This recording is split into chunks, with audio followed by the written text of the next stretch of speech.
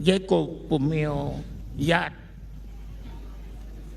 Ama and Ubil Keribarakan Wato Yang Yeo Babalko Piquanyo Yatya a water dong Tero Ocha a Tindung Goro a Kogirecum Ngat Mil Yat.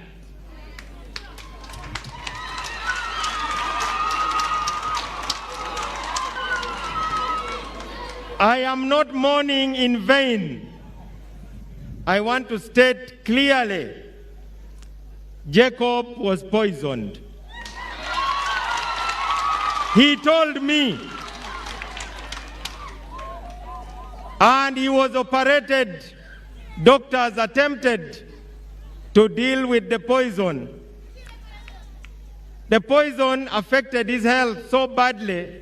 By the time he was flown out for treatment, he was not in a position to recover. He was too weak.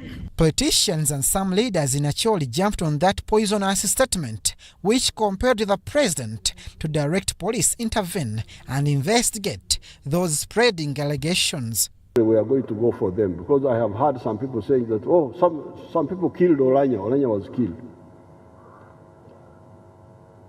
The police are going to come and say, okay, you tell us, you seem to have some information. Oh yes, because if you say because Olanya did not die in a private home. He died in a highly reputable hospital. Police from then picked interest in the case and have summoned Mzee Nathan Rokoli, politicians including the NUPU president, Robert Kyagulanyi Ssentamu, NRM vice chairman in Uganda, Godfrey Kiwanda, among others, and some cultural leaders in Acholi. Honorable Gilbert Olanya, Honorable Santa Okot, Honorable Kyagulanyi Ssentamu Robert, Boss Micho Tim, Mzee Rokoli Nathan,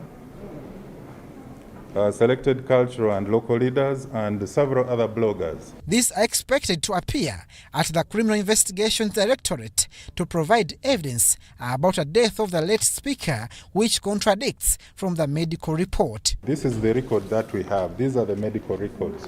Do you have something contrary? There is no trace of poison in any of the medical records. The medical report presented to the public by the health experts stipulates that the late speaker, Jacob Olanya, died of multiple organs failure. And we are asking them to substantiate the allegations that poisoning was put in effect and could have caused the death of the Honorable Speaker. Abdul Nasili Lubwama, UBC News. Meanwhile, the Electoral Commission has approved the programs for the by-election of the Member of Parliament for Omoro County and District Councillor representing Lologi Lakwaya in Omoro District. This was announced during a stakeholder meeting organized by the Electoral Commission. The position of the Omoro County Area Member of Parliament fell vacant after the death of the late former Speaker of Parliament, Jacobo Lokori Olanya. The law requires that after a vacancy has occurred in Parliament, the Electoral Commission shall conduct a by-election within 60 days after receiving the notification from the Clerk of Parliament. And we received this notification on the 28th of March, following the death of Honorable Olanya. The chairperson, Electoral Commission of Uganda, Justice Simon Byabakama, has urged the people of Omoro County to avoid electoral violence. To create a clash in campaign programs. We don't want you to say, for me, I will be at Omoro Sub-County headquarters on this day. Omoro District Chairperson Okero Douglas Peter told the Electoral Commission to prioritize civic education in this coming by-election. We need to strengthen and enhance civic education to the people of Omoro County. The people of Omoro County will ensure that they participate in the electoral process and exercise their democratic rights in this election. The CEOs and local community are desiring to witness respect of human rights and the election of leaders who will at the end of the day deliver service. Where human rights will be respected, there will be inclusion in all the processes of this election in Omoro County. Whereby we are requesting somebody who people will trust him or I don't know, at least to struggle so that the government will bring the money to prepare that road. According to the Electoral Commission, the Omoro County by-election process will be concluded on the 26th of May 2022 as polling day and tallying of results. And Uganda Road Magistrates Court has issued a warrant of arrest against 4 people who stood surety for novelist Kakwenza Rukirabashaija in the offensive communication case. The accused, Kakwenza, and his 4 sureties failed to appear in court as directed in the last court sitting. Meanwhile, Judge Boniface Wamala has excused himself from handling Hassan Male Mabirizi's case. Now, in this case, Mabirizi wanted court to order prison authorities not to handcuff him on his way to court and within court premises, citing that it violates his right to a fair trial. In the last court sitting, Magistrate Douglas Sengiza issued a warrant of arrest against a prominent novelist Kakwenza Rukirabashaija. All his 4 sureties to appear in court without fail to explain his whereabouts. Although court resumed today for further hearing, Kakwenza Rukirabashaija's sureties, including Lawyer Julius Garisonga, the National Unity Platform Secretary General Davis Louis Lubongoya, and Anna Sheba were absent in court. Magistrate Douglas Sengiza issued a warrant of arrest against the 4 sureties. The sureties have breached their obligations. The prayer for discharge from this obligation by the sureties is a non-starter because a person cannot be discharged from an obligation which he or she has already broken. Number 3, if the sureties appear in court with the money they executed, then they will have discharged their obligation and their warrant of arrest shall be cancelled. Although these orders were at first objected to by Kakwenza's legal team, they asked court to allow the sureties pay a fine of 10 million shillings each, leaving court with a burden to trace the accused.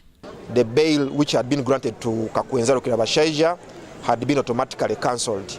And when it's cancelled, it means the sureties are detached from the accused person, and therefore the accused person now becomes still a property of the state. However, as we speak now, we are going to talk to them and then probably find ways of challenging this ruling and also get a stay of execution of the same. Kakwenza Rukirabashaija is facing charges of offensive communication when he disturbed the peace of the person of President General Kaguta Museveni and the Commander UPDF Land Forces, Lieutenant General Muhoozi Kainerugaba, using his Twitter handle at Kakwenza Rukira. The matter will resume on the 9th of May 2022. In another development, Judge Boniface Wamala has recused himself from handling Hassan Male Mabirizi's case. And I state that although the applicant has raised no concrete ground for my recusal, I find that it is better and in the interest of justice to recuse myself from this matter. I accordingly recuse myself and forward this case file to the registrar for further management. Hassan Male Mabirizi, who is pending with costs of 3 cases against him, which were dismissed by Judge Boniface Wamala, told court that he sees no justice and fair hearing before him. And I expected that the right to fair hearing question had to be determined first.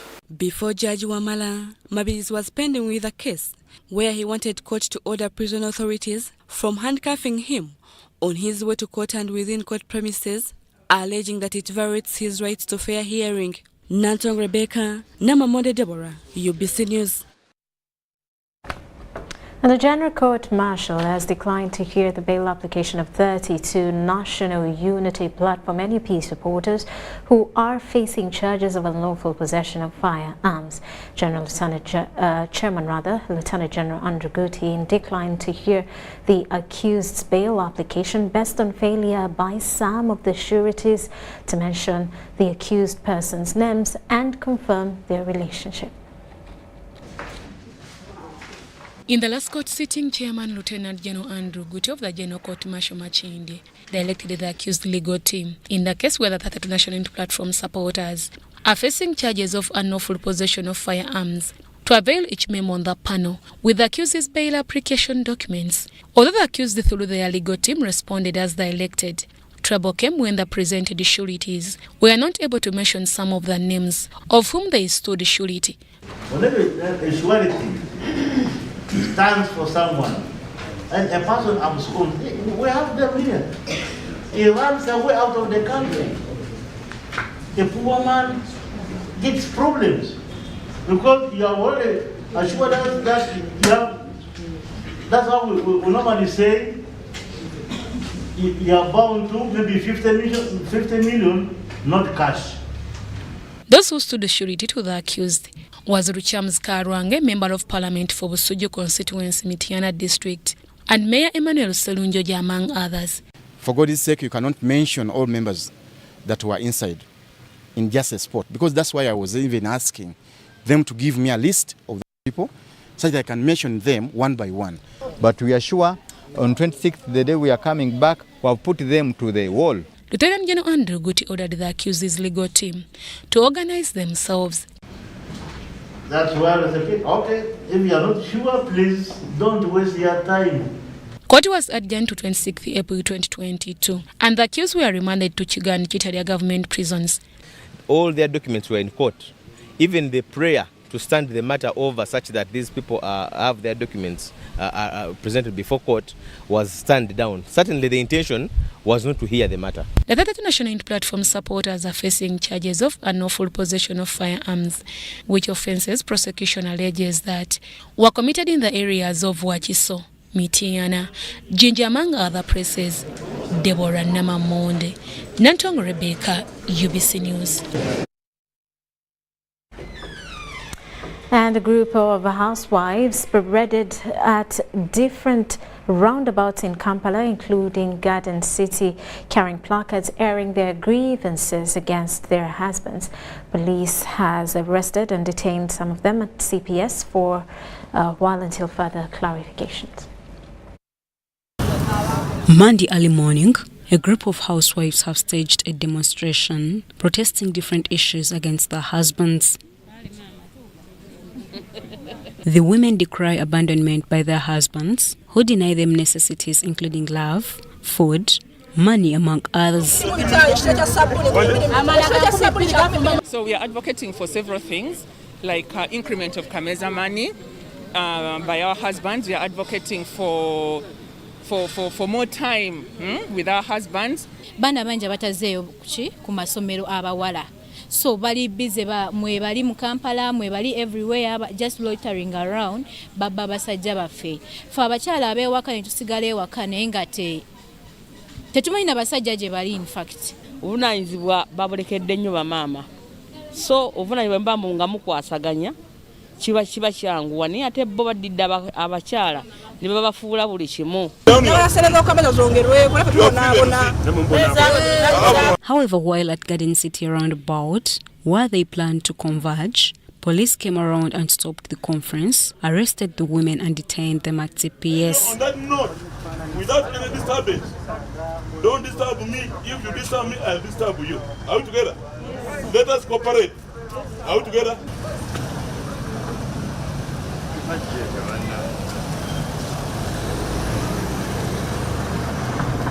Later on, police released the women after a discussion.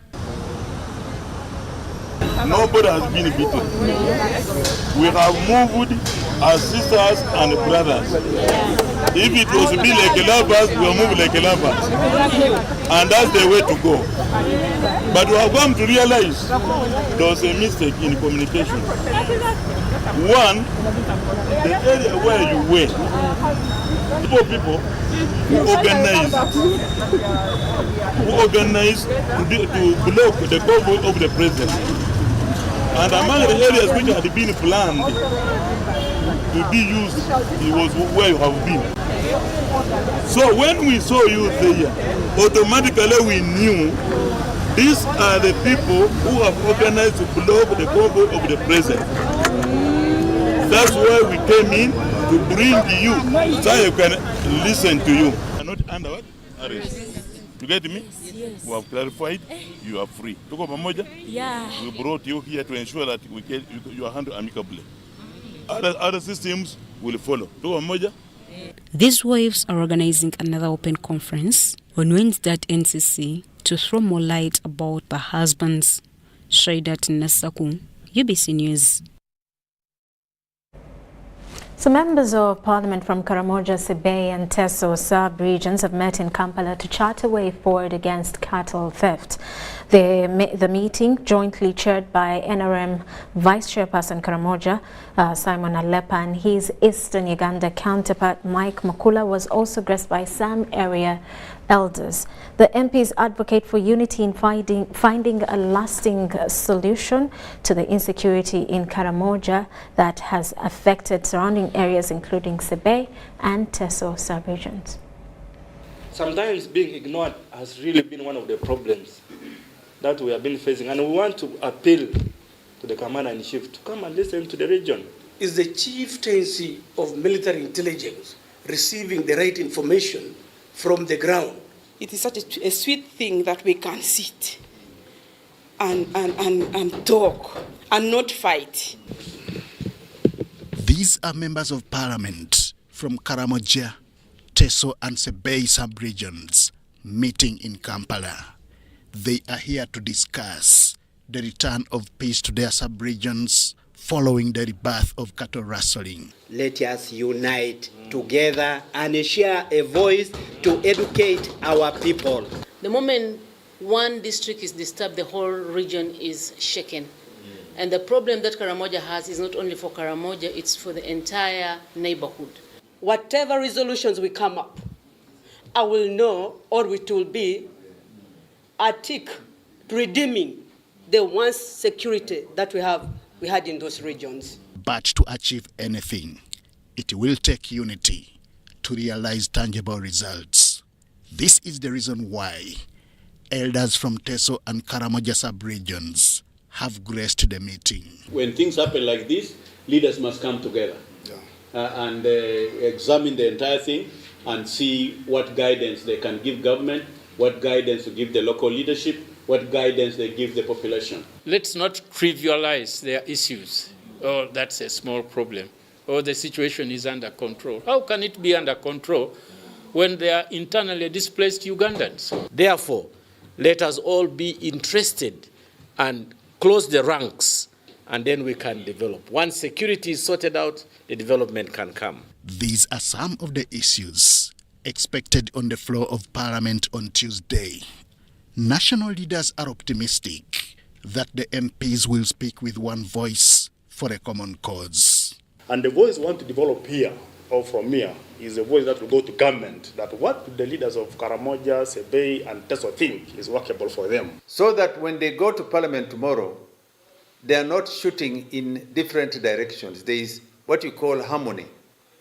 Once NRM is harmonized, then the party is protected. The return of cattle theft began from Karamoja, spreading to other regions, leading to injuring, killing of some, and displacing many. Henry Okrut, UBC. Meanwhile, with the security situation in Karamoja continuing to raise questions, elders have offered counsel on how best to handle affairs and return to normalcy. The latest to offer opinion on how to restore the region is veteran politician and businessman Cornelius Godet. Last 2 years during COVID-19, the young generation were almost, they thought that they had been abandoned, no work and so forth, and that forced them to do other things like cattle raiding, because for 2 years there has been no business at all, both in Karamoja and Teso. All the cattle markets were closed and so forth. So you find that the young people thought that was the only way for them to go and do the raiding, which is unfair and not advisable. The question of Karamoja needs special attention. Karamoja needs the government to plan properly. This is almost a state within a state. It is bigger than Rwanda. So the only way is the government now to have a special plan for Karamoja. When I say special plan, let's involve money and do proper planning for Karamoja. Karamoja needs roads. Karamoja needs electricity. Karamoja needs schools. Karamoja needs almost everything. So it needs a proper planning. When it comes to security, the government should re-involve LDU, Local Defense Unit, and as to its anti-stock theft unit.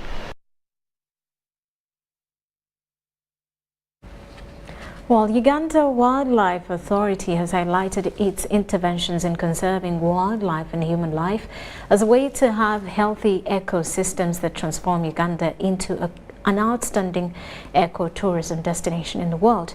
This follows an incident where 3 people were injured by a lion in Kagadi district. The Wildlife Authority has responded to the ongoing wildlife-human life tragic developments where several people were wounded in an attempt to save their dear lives after a lion intruded one of the neighborhoods in Kagadi district. A lion was sighted by community members. It had killed their livestock, and in the process of pursuing it, it injured 3 of them. But they reported the matter to the DPC, and then the DPC informed us, and also sent our colleagues who were at the nearest outpost. So when we reached the area in Impefu sub-county, we found communities, an angry mob actually. They had all sorts of tools you want to think about: hoes, pangas, clubs, spears. Mention most of the tools you really want to think about that can help people to kill. So they had surrounded this lion. It was enraged and also stressed. Now, in the process, some colleagues from the UPDF joined us. Now, one of them tried to get a little bit closer, and since he had a rifle, the lion suspected that maybe someone is going to do something wrong. So it jumped onto him. Then the moment it jumped onto him, of course, the colleague shot it to save this colleague. So that is how the lion was killed, but the incident was in Kagadi. The lion was not killed by any community member, as it is being said on a number of platforms. It was shot by some of our colleagues from the UPDF. Uganda Wildlife Authority Act of 2009 reveals its ongoing compensation arrangements and reminded the public of the numerous compensations it has extended to people who have lost their property over the years. We reach out to people by way of expressing concern and give them something, because we don't call it compensation, it's a compassionate arrangement. So, for example, Uganda Wildlife Authority Communications Manager Bashir Hanji says there are interventions to stop wild animals from intruding people's premises. We are looking at problem animal hotspots, and we are fencing these hotspots. So far we've done around 100 kilometers of electric fence.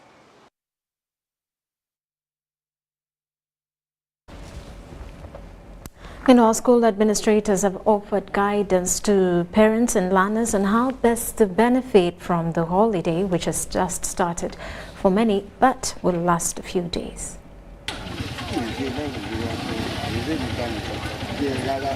There are many issues concerned with the safety of students in school. One of them, given that we have been through the COVID pandemic, is to ask the students put on their masks, because the government has not yet declared so that we are free from COVID. Secondly, these students should not start loitering around when the parents are not around at home. They should keep home. For us in Uganda Matters High School, we have tried to give them work, holiday work, so they should keep home. And 3, the parents should help their children, okay, do what is supposed to be done as a responsible good student.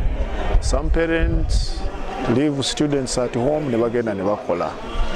And they don't take a lot of time to question them when they come back or to find out what has gone on at home. Now, the UN Women, together with the judiciary, have launched a gender-based violence training manual for judicial officers. The training manual is a collaborative process commissioned by the Center for Domestic Violence Prevention and the Judicial Training Institute. Gender-based violence is a long-standing, complex global problem. Incidents of sexual violence and other forms of gender-based violence are being perpetrated with impunity in Uganda, but prevention of the violence and support for survivors is insufficient. As you know, the area of gender, the area of women's studies is always evolving, and Uganda is so much so a cultural society. Gender-based violence undermines the health, dignity, security and other rights of its victims, who are most often women, girls, leaving them with lasting or even permanent mental and physical injuries. Uganda has laws that would be expected to deal with gender-based violence, but they must be enforced with the interests and concerns of the victims of the offense in mind. The problem in Africa is implementation. And the second problem, which is linked to implementation, is the committal of substantial resources to enable actors implement commitments. The prevalence of physical violence experienced by women in Uganda stands at 51%, far above the African average of 37.7%. This violence is perpetrated in both the public and private spheres. According to the 2016 Uganda Demographic Health Survey, 49% of women and 41% of men believe a man is justified in beating his wife in certain circumstances. That is 45% of all girls between 15 and 19 years reported physical and sexual violence before the pandemic. This publication is designed to complement and sit alongside the Gender Bench book, which is a major step in developing the much-needed knowledge and important skills for effective adjudication of gender-based violence and related cases. And so among the capital offences, of course, when you look at rape, defilement, those are cases of gender-based violence. The Judicial Training Institute remains committed to the cause of fighting gender-based violence. This manual has been funded by UN Women and the Embassy of Sweden through CEDOVIP and the Judicial Training Institute in Kampala, Uganda. Sandra Kahonde, UBC News. Meanwhile, management of Inde Technical School and members of the community of Madiokolo district are calling upon government to intervene in the infrastructural development of the school. Inde Technical School, situated in Aliba village, Ogoko sub-county, is one of the oldest technical schools in West Nile, having been established in 1984. Now, currently the school has over 200 students from many districts of northern Uganda and beyond. Started in 1984 in the technical school in Aliba village, Ogoko sub-county in Madiokolo district lacks infrastructure, although it hosts over 200 students. The school has dilapidated dormitories and classrooms with cracked walls, apart from a 3-classroom block government constructed in 2011. The management of the school appealed to government and development partners to intervene in facelifting Inde Technical School. Boys' dormitory. The wall itself is separated with the ring beam, as if it will collapse now. We are actually asking the local government at least to take this school. Deputy head teacher of the school, Charles Andrua, disclosed that most of the buildings, including the workshops, were constructed by UNHCR many years ago. The only infrastructure put by government was in 2011. No another. The rest of the infrastructure here has been the parents. 3 workshops have been put by UNHCR, and then this block and the other block down plus the other block were put also by UNHCR. The school also faced land disputes from the landlords before the land was handed over to the school at a free cost last Saturday after 28 years. Godfrey Alwonzi, the chairman, board of directors of the school, said having a legal agreement with landlords has opened the way to lobby for the school from the government and other development partners. This land was donated by eminent elders of this community, led by none other than the late Professor Jacob Aniko. Today, the 9th of April, marks for us a rebirth. This school now has a leeway to get an immediate land document, a certificate of title. This means that it has opened the way for development. Management of the school is also calling upon members of parliament from West Nile to follow presidential pledge made by President Museveni on 2nd September 2017 during the memorial service of the fallen lecturer of Makerere University, Professor Jacob Aniku. I'm Nafka Farida and Joseph Odama. And Uganda People's Defence Forces Chief Political Commissar Major General Henry Matiko has challenged Ugandans against fueling hatred which results into underdevelopment. He was speaking shortly after commissioning over 1,000 trainees of patriotism program at Nyamitanga, a technical institute in Mbarara City. Major General Henry Matiko, the Chief Political Commissar of the Uganda People's Defence Forces, is not happy with the prevailing hatred among Ugandans. Everybody who is God's creation, because that everybody is like you, and you were like God. So when you hate your neighbor, it means you hate yourself, and by inference you hate God. He was addressing patriotism students of Nyamitanga Technical Institute in Mbarara City. He warned UPDF soldiers against misusing their weapons. We have 4 jobs. Job number 1, to ensure nobody touches Uganda and Ugandans. Job number 2, to ensure no threat touches Ugandans. Whether NCJ, we are there. Whether Ebola, we come. Whether earthquake, we are there. The principal Nyamitanga Technical Institute, Bafachi Gilva, commended the pass-out trainees of patriotism program. We have 78 technical institutes in Uganda. If all the youth in these technical institutes can have such a knowledge, surely in 2-3 years we shall not have the defiant heads. And I hope we shall run this year, staff members, we shall run this year very well. Because if you can have the best students of this caliber, we don't think we shall have issues. Those who could not run away, our guest of honor, they never finished it. Some had to run away. But these people you see here surely learned a lot, and we hope they will practice it.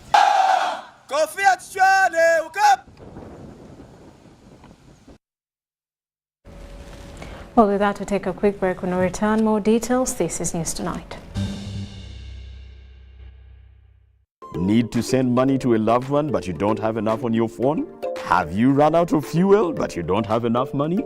Do you want to pay for your car or water, but have insufficient funds? Or do you want to shop, but you don't have enough money? Don't worry, get away with MTN Momo Advance. Momo Advance tops up your Momo to complete your transactions.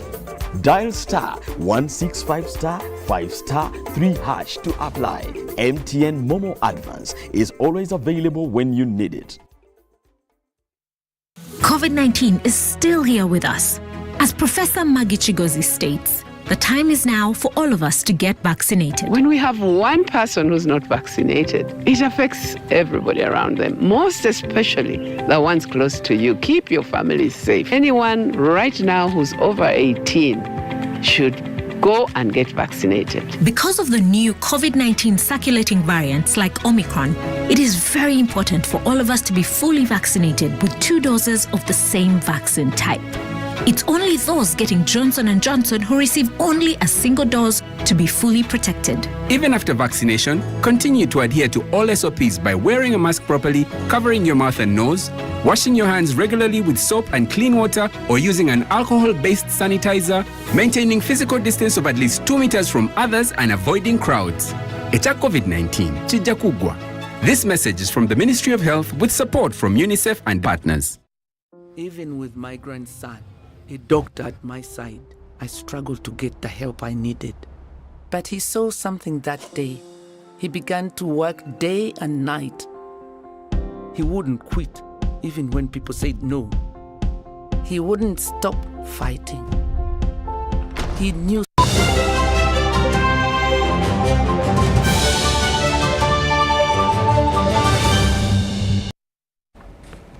Welcome back. You are still watching News Tonight. Now in business news, experts have weighed in on the official joining of the Democratic Republic of Congo to the East African Community Bloc. Now DRC is the world's richest country in terms of mineral sources, which many believe will boost trade in the region and increase the intra-East African trade. Now experts also assess that DRC joining EAC means that other East African countries now have a collective responsibility to ensure peace and stability in the country.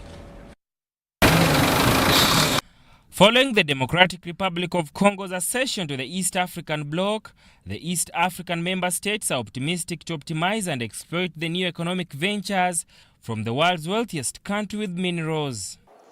The Congo has up to 60% of the mineral deposits in the whole world. You know what that means? If you start exploiting them, if we do the multiplier effect of the other value chains, because in the value chains, we are only at the raw material level. The coltan for making a phone, we only get that. But the value of a phone is quite high. So if we can have the phones made in the Congo, using minerals in the Congo, that would be quite big. The East African member states now have an added advantage of tapping into Congo's rich mineral wealth, a country with a total population of 95 million people, cobalt, gold, aluminium, copper, rich biodiversity, and world's second largest rainforest. It has a very big population, about 95 million people. It has water bodies. If we can harness those water bodies, wow, that's great. Can make electricity, can make them navigable, can make them for irrigation. So it has a lot of arable land for farmland, rich biodiversity, if we use our biodiversity in the pharmaceuticals. The East African Business Council statistics show that East African member states exposed to DRC Congo averaged to 13.5% in the last 7 years to 2020, and the value of the imported goods into the DRC stood at $7.4 billion. In terms of trade, just start in terms of trade, we are right now doing about 13% in the last 7 years or so with the Congo. Just imagine we increase that trade with the Congo as a ESA to just 30%. What would that mean? It would mean a very huge market. We are now doing about $900 million. If we can increase our percentage of trade with the Congo to maybe 30, maybe 40, because they have now joined, man, that would be billions of dollars of trade with them. So that one is, to me, is a very something that we should look at. The Democratic Republic of Congo has been tagged a problem child. Despite its wealth, it has an ending conflict in the region, with insecurity and main rebel activities claiming lives of millions of people and properties, and this remains a hurdle to East African member states. Where do you take the Interahamwe? Where do you take the M23? And those many others. These are not simple questions that we have an answer now. I can assure we don't have an answer. But those are the thorns. But when you come on the benefits, I can assure you there will be trade and investment within the region, and that will benefit us. Sada Mubale, UBC News, Kampala.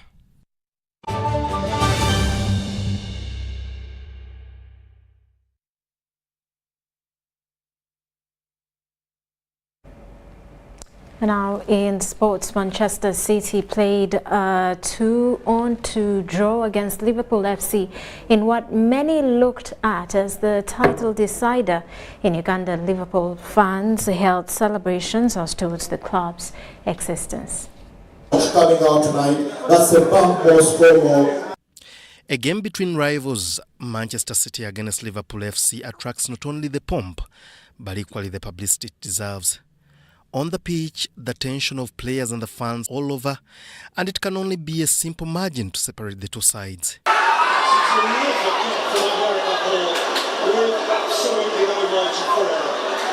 In Uganda, ahead of the Man City-Liverpool game, Standard Chartered Bank hosted a Liverpool get-together fans party at Club Governor. Of our Standard Chartered Bank staff and the gentlemen who are... The game meant that whoever wins on the day would have an edge as the British Premier League takes shape.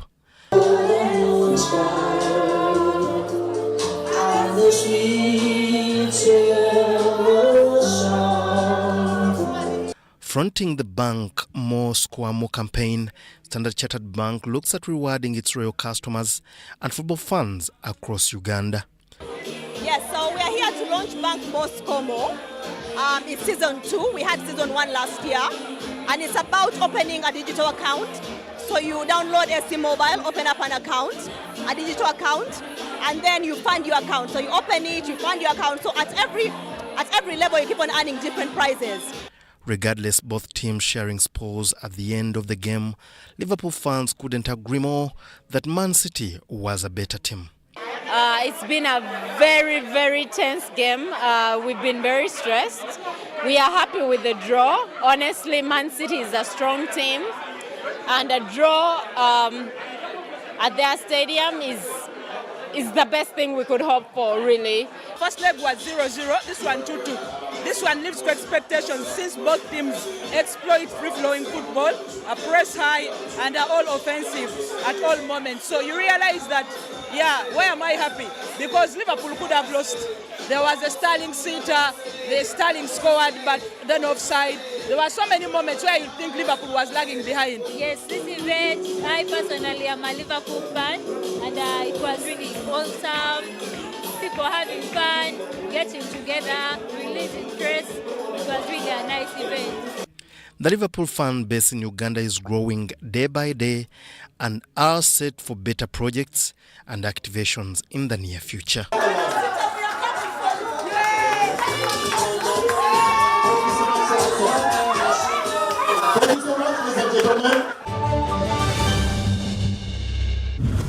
We bring you a fresh, well-researched program to help you identify opportunities for investment, job creation, growing your entrepreneurial skills, wealth creation, and social transformation.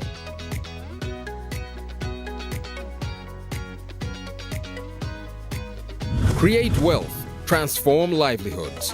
Every week, we showcase opportunities for creating new products and services.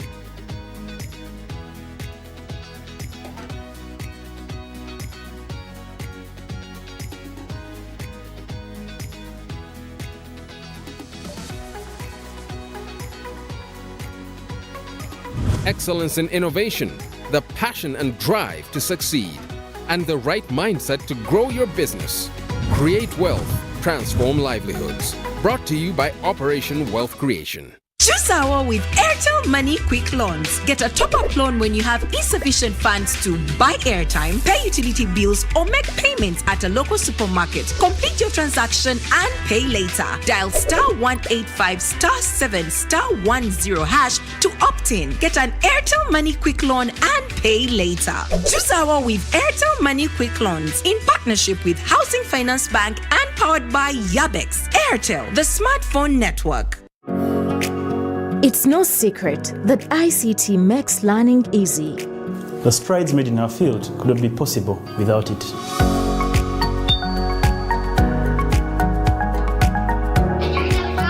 And now we can watch our favorite show. My radio is my best friend. UCC provides an enabling regulatory environment and policy guidance for healthy competition. We also facilitate ease of doing business in the communications sector through licensing, standardization, spectrum management, tariff regulation, rural communication development, and consumer empowerment. An informed consumer is an empowered consumer. UCC supports local content and innovations. Driving the development of a robust communication sector in Uganda is Uganda Communications Commission. Pay for your dream phone, Mpola. Get your dream phone today for as low as 1,400 Uganda shillings with free data for a year and pay slowly. All phones come with daily 50 MBs for 12 months. Repayment period is 1 year. Available at MTN service centers and M-Kopa shops.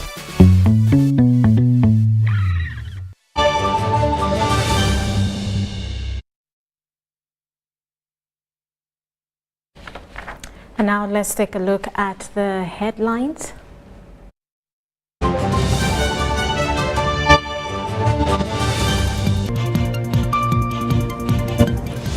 Police summons Jacob Olanya's father, NUP President Robert Kyagulanyi. Uganda Road Magistrates Court issues a warrant of arrest for Kakwenza's sureties. Fisheries Minister grants the fishing community up to end of April 2022 to register. And in sports, Namibia triumphs against a charged Ugandan side.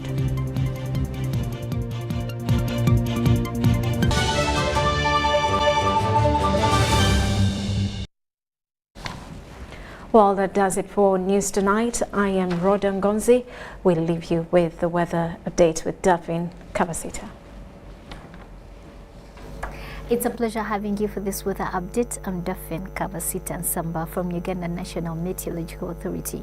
Most parts of the country today had sunny intervals, though some areas around the lake, some northern parts of the country had showers, especially in the evening hours for areas in the northern sector of the country. Areas around Lake Victoria, we had it in the morning hours. According to the report that received this morning, Kasese reported the highest amount of rainfall of 13.1 millimeters. Kampala, we had 9.3 millimeters. Mubende, we had 8.5 millimeters, and then Narua we had 0.7 millimeters. According to the radar that was taken this morning around Entebbe, we see that the rains were around Lake Victoria, some central parts of the country. Later in the evening, it was in most parts of Uganda. But this is because of the winds that are blowing in from Congo towards our country, and also the local effect. It has contributed to the rains that we've had in some parts of Uganda, though we are being affected by the low pressure systems that are over the Indian Ocean. They are trying to take away most of the moist winds that would have come towards our country, leaving some parts of our country with sunny intervals. For tomorrow, we are expecting to start with sunny intervals in most parts of the country, apart from some few areas around the lake and some few areas in eastern and western parts of the country. Later in the afternoon, we are expecting isolated thunder showers in most parts of the country, apart from the eastern side, where we are expecting sunny intervals, and some few areas in western Uganda, where we are expecting sunny intervals. Temperatures expected to rise to 24 degrees Celsius, that is in Kampala. Areas around Lake Victoria, we're expecting 30 degrees Celsius. Northern part of the country, we're expecting temperatures to rise to 32 degrees Celsius. Going beyond Uganda, we're expecting Dar es Salaam to have showers with temperatures rising to 31 degrees Celsius. Cloudy conditions are expected in Dubai and also in Beijing, with temperatures rising to 19 degrees Celsius in Beijing, so it's a bit cold in Beijing. In New York, we're expecting showers with temperatures rising to 23 degrees Celsius. That's what we had in our store. Continue tuning into UBC for more information about weather. Don't hesitate to click on our website. Have a happy Holy Week.